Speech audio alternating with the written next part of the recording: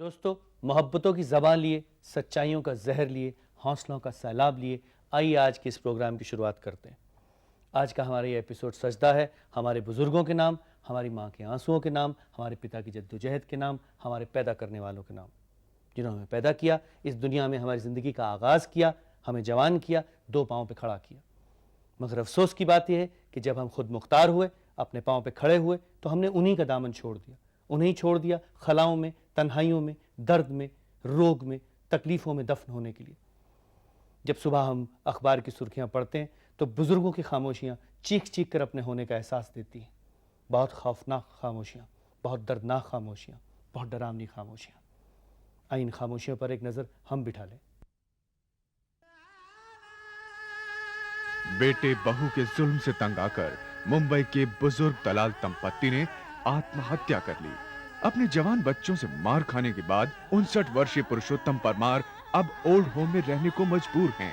59 वर्षीय संध्याकार ने अपना सब कुछ बेटी के नाम कर दिया, लेकिन आज वो पाई पाई के लिए मोहताज हैं। रिटायर्ड आर्मी ऑफिसर जेसी कपूर का कहना है कि उनकी पेंशन और बच्चों में उनकी कद्र ना के बराबर है। मुंबई की 70 वर्षीय रोजी लिबेरिया अपने हर जवान बच्चे से नाखुश ईसा मसीह की शरण में जा पहुंची हैं। दोस्तों, हमारे आज के इस प्रोग्राम में चंद पैनलिस्ट मौजूद हैं और साथ में मौजूद हैं हमारे पैदा करने वाले, हमारे बड़े, हमारे बुजुर्ग। आइए इनकी ज़िंदगी में झांकने की कोशिश करें, इनकी तन्हाइयाँ, इनके गम, इनकी खुशियाँ बांटने की कोशिश करें। निरंजन सिंह जी, सबसे पहले ये बताइए कि आपके कोई बेटा है? है जी, एक बेटा दो बेटियां। एक बेटा दो बेटियां। फिर आप अपने बेटे के साथ क्यों नहीं रह रहे? वो मेरा तो ख्वाहिश थी कि मैं बेटे के साथ ही रहूँगा। जी। मैं तो ओरिजिनली पंजाब का रहने वाला हूँ। मेरे बेटे की नौकरी इधर लग गई दिल्ली में, तो मैं बड़े शौक से इधर ही आ गया। उस वक्त तो ये मुझे नहीं पता था कि बाद में हमारी कुछ एडजस्टमेंट नहीं होगी। तो अनलकीली कोशिश के बावजूद भी हम आपस में एडजस्ट नहीं हुए और मुझे अपने हाल पर ही इधर होम में दौड़ना पड़ा। फिर जब आप अपने घर लौट कर वापस आए, जहां आपने अपने बहू और बेटे को बसा रखा था, तो कितने दिन आपने इकट्ठा खाना खाया? एक हफ्ता। बस एक हफ्ता। उसके बाद? बस वो उसने बेटे ने खुद कह दिया कि अलग अलग खाना चलेगा। मिसेस सिंह, आप कुछ कहेंगी?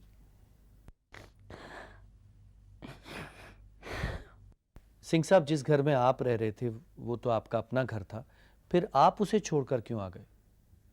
ये तो सेंटीमेंट्स होते हैं, मैं ज़्यादा ज़बरदस्ती कैसे कर सकता हूँ। फादर मदर होने के नाते से हम ज़्यादा ज़्यादती नहीं कर सकते, हमारे में इतनी शक्ति नहीं है। तो आपने वो घर सस्ते दामों पर उन्हीं को बेच दिया? हाँ जी, अपने खर्चे के लिए कुछ तो चाहिए ना। आपके जो बेटे हैं, जो आपके फर्जंद हैं, उनके पास एक मारुति गाड़ी है और आपके पास एक बाइसिकल था। यस। तो क्या उन्होंने अपनी मारुति गाड़ी में आपको कोई चक्कर लगवाया, एक बार घुमाया उस पर? नहीं, अभी तक नहीं मैं बैठा।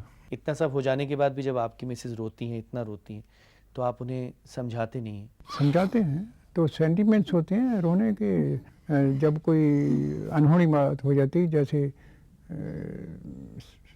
कोई डेथ हो जाती या कुछ होता, तो उसको रुलाया नहीं जाता, अपने आप ही रोना आता। ये तो डेथ है ना आपके लड़के की। हाँ। फिर भी अगर वो लौटाकर अपने घर आपको ले जाना चाहे तो क्या आप चले जाएंगे? वो हमें विश्वास नहीं रहा। आप चले जाएंगी माता जी? उन्हें ले जाना ही नहीं। आपको पूरा विश्वास है लेके नहीं जाएगा? नहीं। सिंह साहब, एक एम्बैरेसिंग सा सवाल है मगर वक्त का तकाजा है, मुझे आपसे पूछना पड़ेगा। जी। क्या ये सच है कि जब आप घर छोड़कर नहीं जाना चाहते थे तो आपकी बहू ने धीरे से, हौले से आपके कान में कहा था कि अगर आप घर छोड़कर नहीं जाएंगे तो मैं कहूँगी कि आप मुझ पर बुरी नज़र डाल रहे हैं?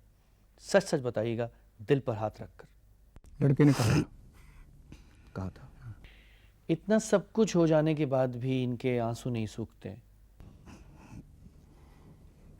क्या कहें? सिंह साहब, आपको इन्हें बताना चाहिए, समझाना चाहिए कि इन्हें रोने की कोई ज़रूरत नहीं। ये आपके सहारे, अपने हौसलों के सहारे, अपनी मदद से अपनी पूरी ज़िंदगी काट सकती हैं, जी सकती हैं, बिता सकती हैं। इन्हें रोने की कोई ज़रूरत नहीं। दोस्तों, हमारे बीच मिसेस लाल भी बैठी हैं, जो संध्या ओल्ड एज होम से हैं।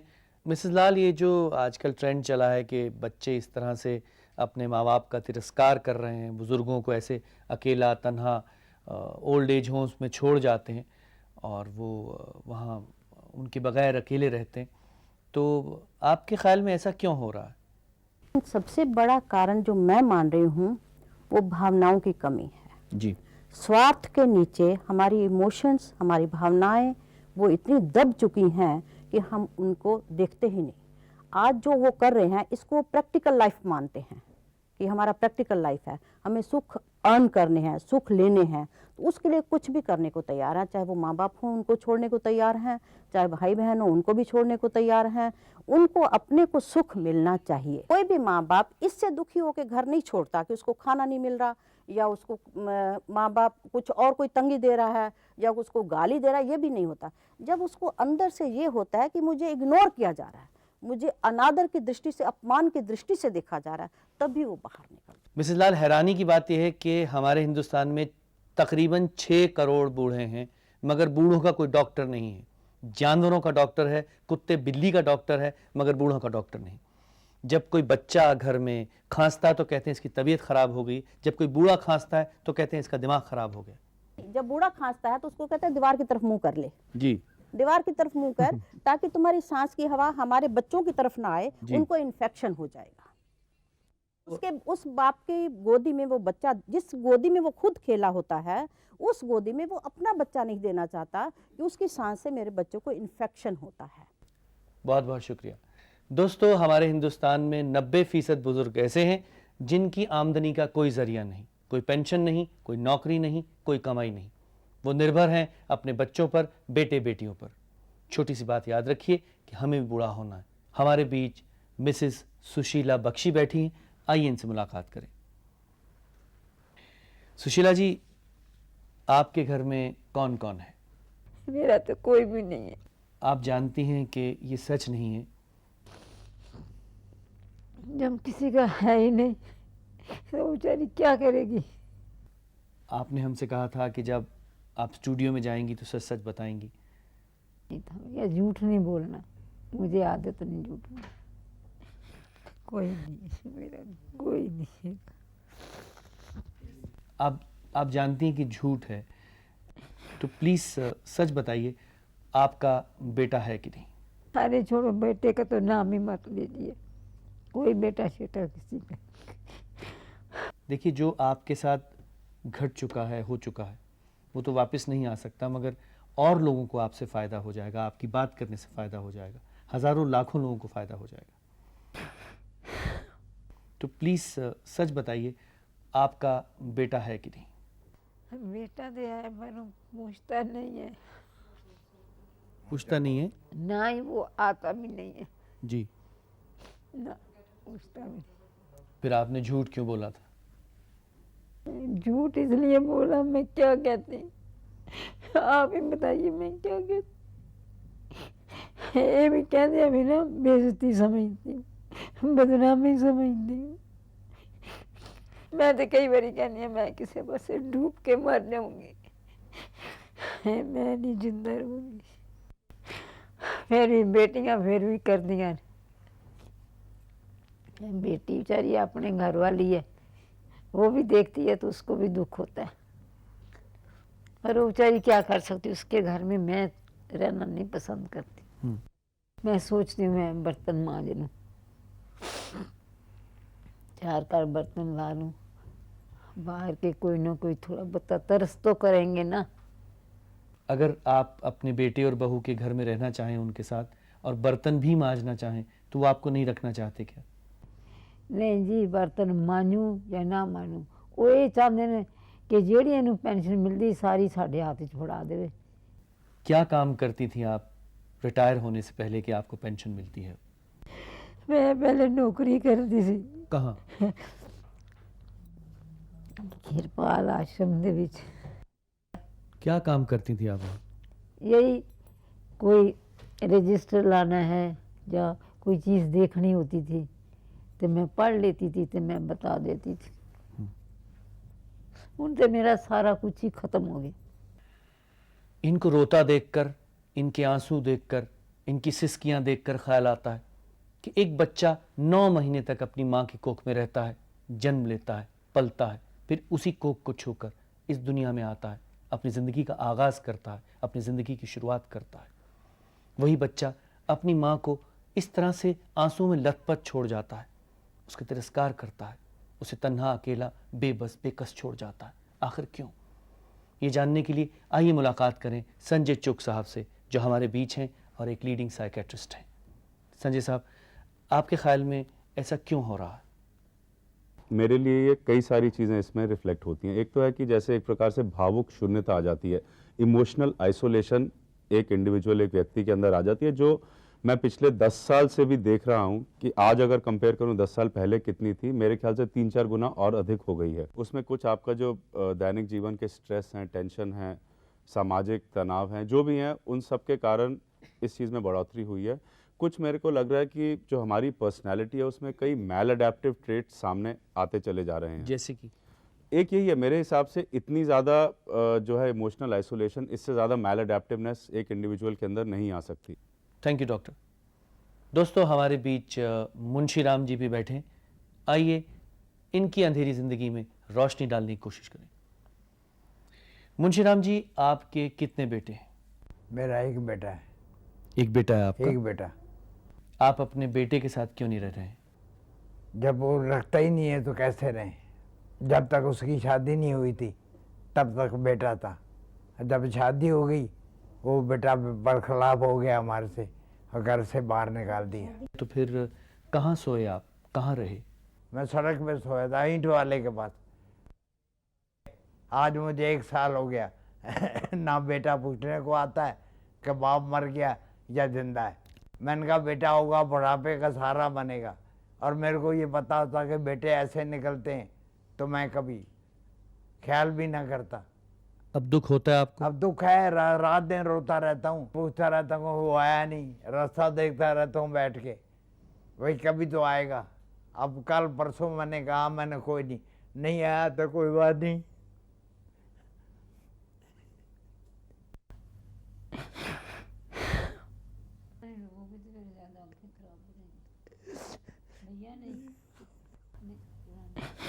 नहीं आया तो कोई बात नहीं, मरने में तो आएगा।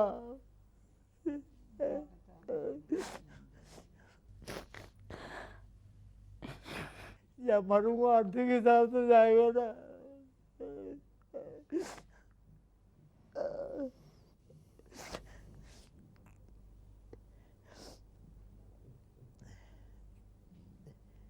जब मर जाऊंगा आर्थिक हिसाब से जाएगा ना, यही तसल्ली दी है दिल को, और भगवान का आसरा है, उसे आगे हाथ जोड़ता हूँ।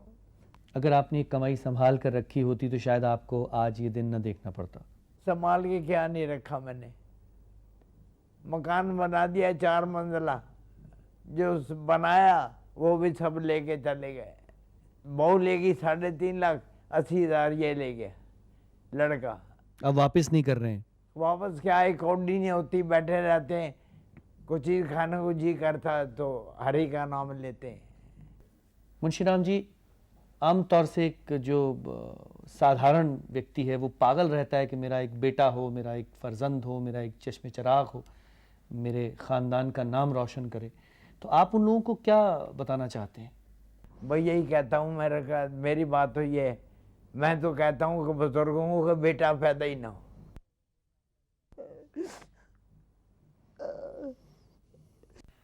इनको रोता देखकर, इनके आंसू देखकर, इनकी सिसकियां देखकर ख्याल आता है कि इसी प्रोग्राम के सिलसिले में हम एक ओल्ड एज होम में गए तो वहाँ एक बुजुर्गा से मैंने कहा कि मुझे सर मत बुलाइए, बेटा बुलाइए।